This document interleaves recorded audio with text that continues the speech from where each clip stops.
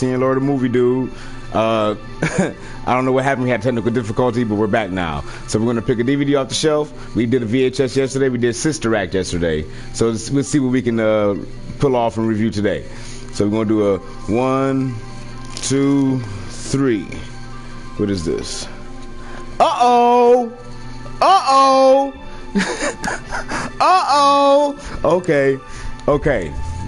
I'm going to be honest with you.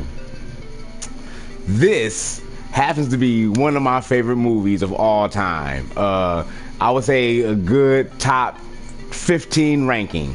Teenage Mutant Ninja Turtles from 89. That's what I want to say. 1990. So Teenage Mutant Ninja Turtles from 1990. This is the DVD. I'm gonna give you the description off the back, and then I'm gonna give you I'll give you my review and some of my most cherished memories. This is gonna be great.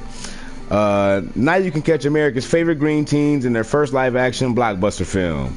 After wading in the puddle of radioactive waste, these radical reptiles are transformed into New York's greatest crime-fighting quartet.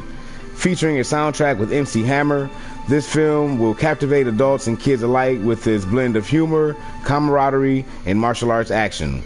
Don't miss this blockbuster movie. You'll have one shell of a good time. Pretty good review. Doesn't do it justice, so let me get into it. Teenage Mutant Ninja Turtles. It takes, if you're not familiar at all with the story of the Teenage Mutant Ninja Turtles, it takes place in New York, and it involves an evil crime syndicate of ninjas known as the Foot Clan. They originated in feudal Japan and evolved and made its way here in America and New York under the leadership of their master Shredder. The movie starts though with a news reporter named April O'Neil, and she is like an attempted mugging, and all of a sudden out of nowhere somebody comes to her rescue, and we find out later that it is none other than the Teenage Mutant Ninja Turtles. And that's when we get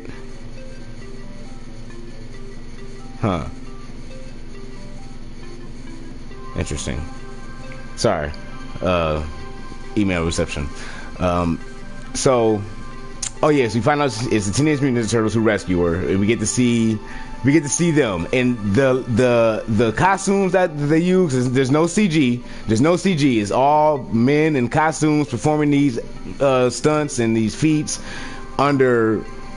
You couldn't believe the restraint that the suits cause while they're doing what you see on screen. It's just amazing, even compared to what we have today with Out of the Shadows and the TMNT that's fully CGI. All this fully CGI stuff is impressive, but when you look at what men did in suits, it's gonna blow your mind, no doubt about it.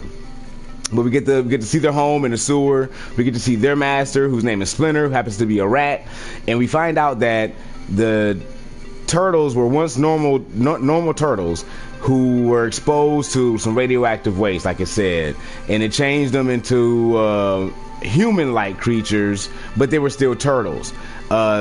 Splinter was in the movie. Splinter was always a rat, and similarly evolved like the turtles into like a human-like life form. Now in the cartoon,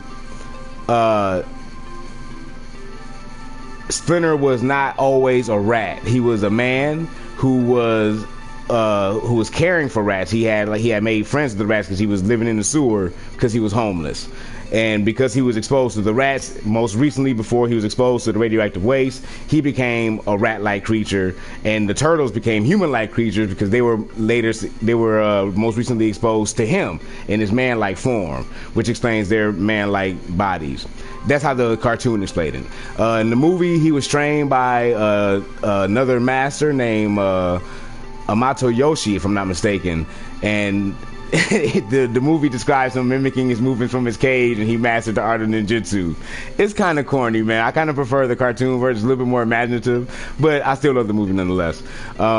So of course, because they're a team, it's an element of the team not being a team. They had to learn how to work together, learn how to depend on each other, and because all they have is each other. And Splinter is trying to get into their mind that once he's gone, all they're gonna have are themselves, are each other. So they got to rely on each other 100%. And it's a beautiful story, beautifully written. My favorite scene, aside from the final fight, my favorite scene is Shredder walks into this warehouse where all the recruits are. So he pulls these delinquents off the street and tells them that the outside world doesn't love them and whatnot, and he gives them a home and embraces them and teaches them thievery and deceit. But he comes in this room and he's awarding one of these recruits a status in the true ninja clan. And he's addressing this huge room, but when he comes out, and his right hand man unveils his complete armor, the scene will blow your mind. His armor is incredible. Whoever did the costumes, top 10 work. I mean, talk about beautiful to the eye. Whoever did design Master Shredder's outfit had it spot on. It looked great. It looks far better than this Michael Bay shit. And I gotta say it. I mean, no disrespect to Michael Bay, no disrespect to the newer Ninja Turtles movie, because I kind of enjoy them. But when you talk about practical effects, costume design, and storytelling, it does not get better than 1990s Teenage Mutant Ninja Turtles. It really does not.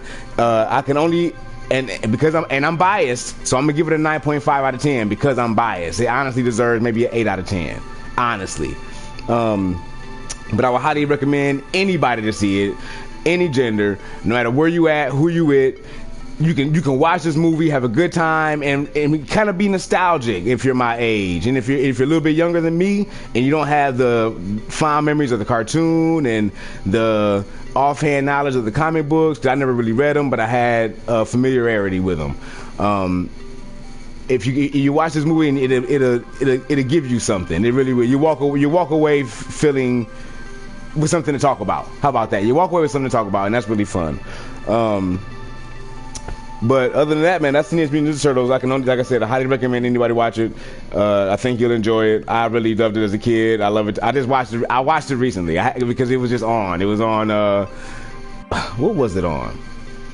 You know what? I think it was on Hulu, and I think it was on Hulu, and I was like, you know what? Let's watch this because I haven't seen it in so long. But another interesting fun fact. There is of course, there's an ending credit song, and I suggest if you watch the movie, stick around and listen to the ending credit song, and if you have the ability, put the subtitles on so you can listen, so you can read the lyrics as you listen to them.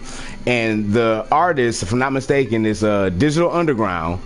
If you're familiar with the Humpty Dance, is your chance to do the hump. Do it, baby. Do the Humpty Hump. Okay, so that's Digital Underground. They do the ending credit song for this movie, and it's interesting to note that they named Raphael the leader of the group in the song. Pay attention to it. It's really fun. It's really cool because after this movie, forevermore, we'll know Leonardo as the leader. But Raphael was meant to be the leader of the group. But I think that's it for me, man. That's on the Backs of Movies this episode. Hope you enjoyed it. I enjoyed reviewing it for you, and I can't wait to do the next one tomorrow. Since I got a couple people on, how about we take a vote on what kind of movie should I do? A VHS, DVD? Try to get a random Blu-ray. That'd be fun. Leave a comment for me, and I'll be sure to read it, and I'll respond to it with your decision. Until then, I'm your host, Piscean Lord, the Movie Dude, and this is on the Backs of Movies. See you later.